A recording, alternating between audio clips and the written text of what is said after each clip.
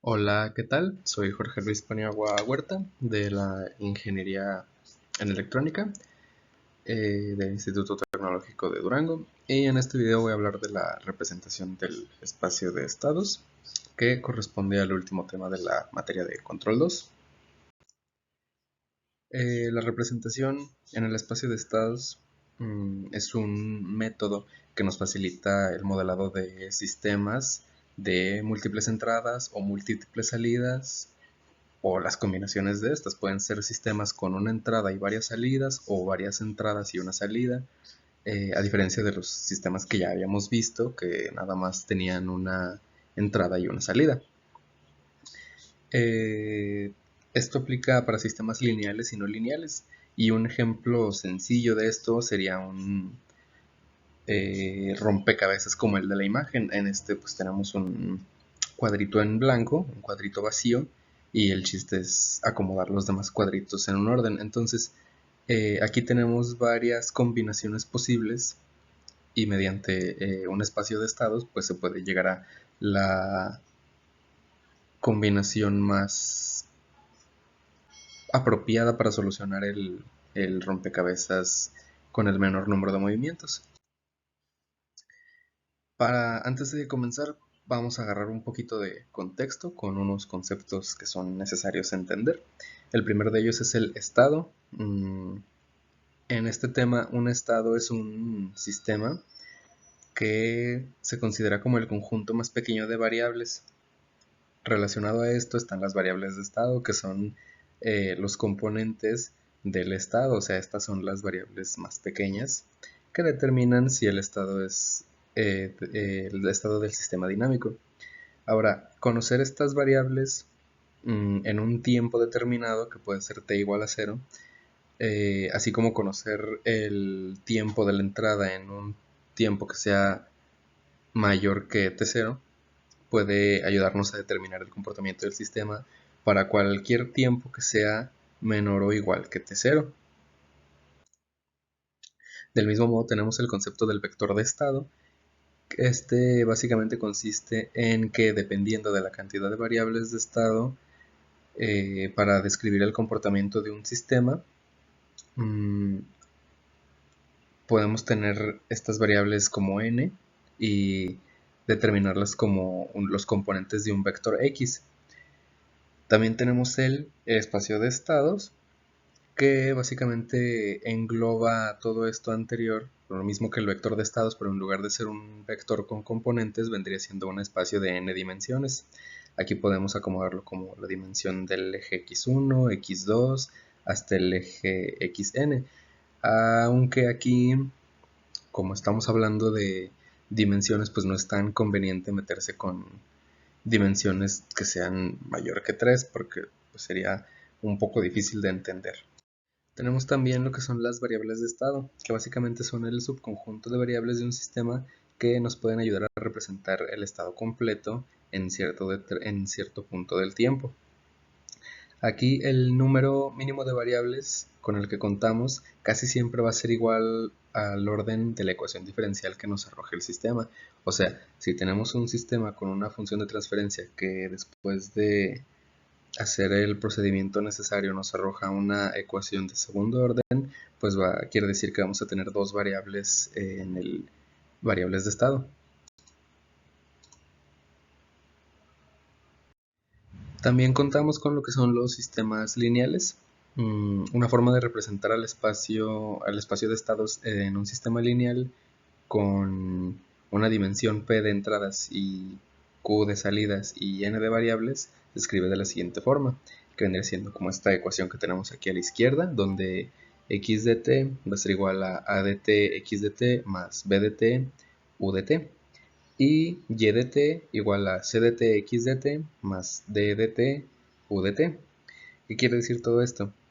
X de t va a ser el vector de estados, y de t va a ser el vector de salidas, u de t va a ser el vector de entradas, y finalmente a de t es la matriz de estados, donde vamos a acomodar los estados, la matriz donde se acomodan todos los estados.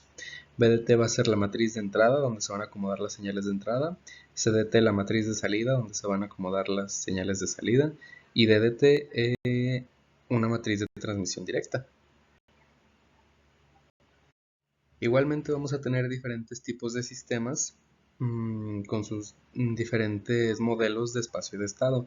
Aquí en la imagen a la derecha podemos ver que un sistema puede ser continuo e invariante en el tiempo, con una representación de modelo de espacio de estado similar a la que teníamos antes.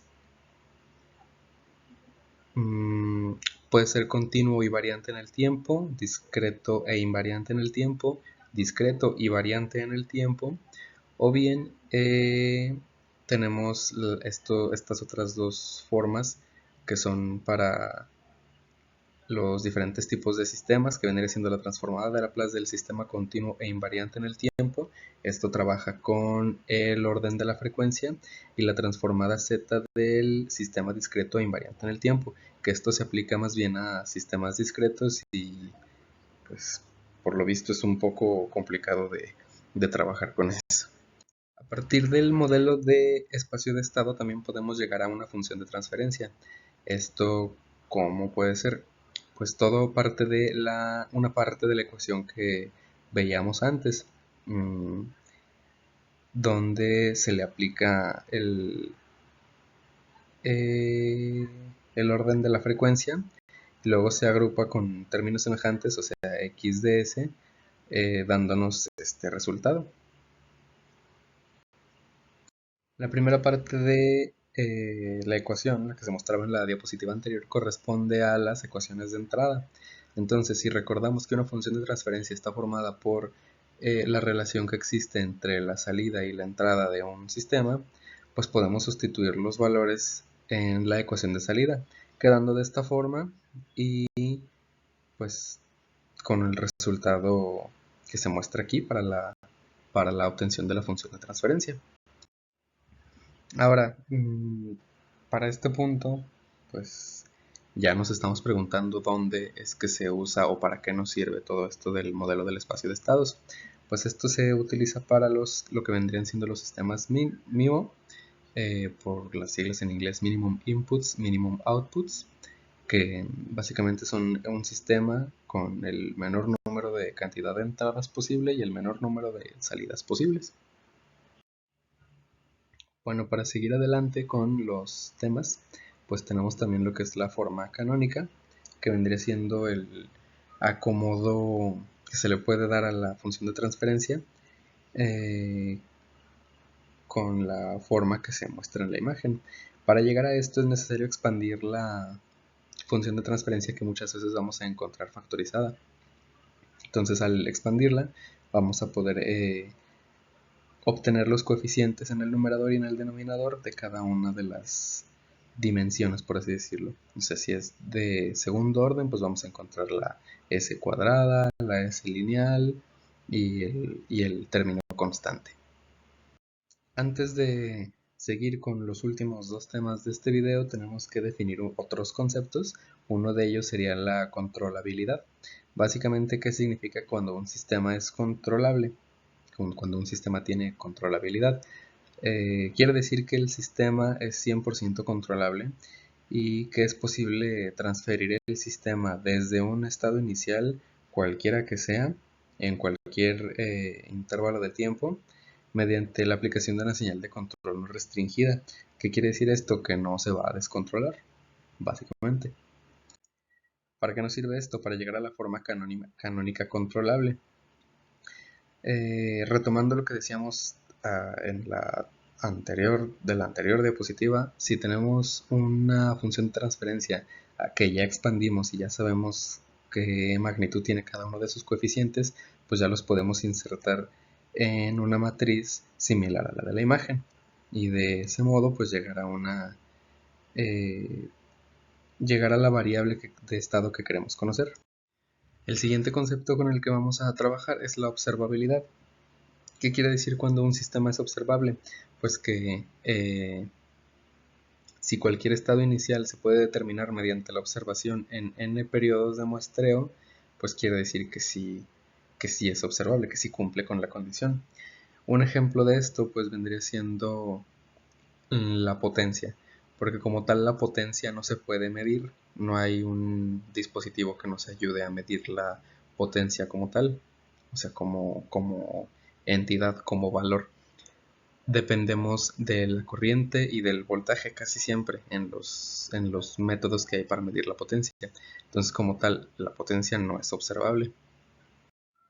Y del mismo modo que la controlabilidad, tenemos la forma canónica observable, donde una vez que se expanden los coeficientes de la función de transferencia, se pueden introducir en este tipo de matriz para llegar a la variable de estado que se desea saber. Y finalmente, pues para concluir con esto, el método del espacio de estado se basa básicamente en la representación de las diferentes variables de estado que podemos encontrar y su comportamiento en los sistemas dinámicos, y esto se puede aplicar a múltiples ramas de la ingeniería, como podría ser la electrónica, en nuestro caso, la mecatrónica, la ingeniería en sistemas, y una aplicación un poco más precisa de todo esto podría ser al momento de implementar inteligencias artificiales, puesto que cuando se quiere resolver un problema, cuando se le plantea un problema a una inteligencia artificial, esta tiene que determinar todos los caminos posibles para llegar a la solución y ver cuál es el camino más óptimo para llegar a esta solución. Es un poquito similar al ejemplo que ponía en la primera diapositiva del rompecabezas este, donde se tiene un cuadro en blanco. Es como si se le pusiera ese problema a una inteligencia artificial. Eso es lo que haría. Vería el número de combinaciones que tiene y el número de estados posibles eh, para llegar a una solución y ver cuál es el camino más rápido para llegar a esta solución. Y pues esto sería todo de mi parte. Muchas gracias.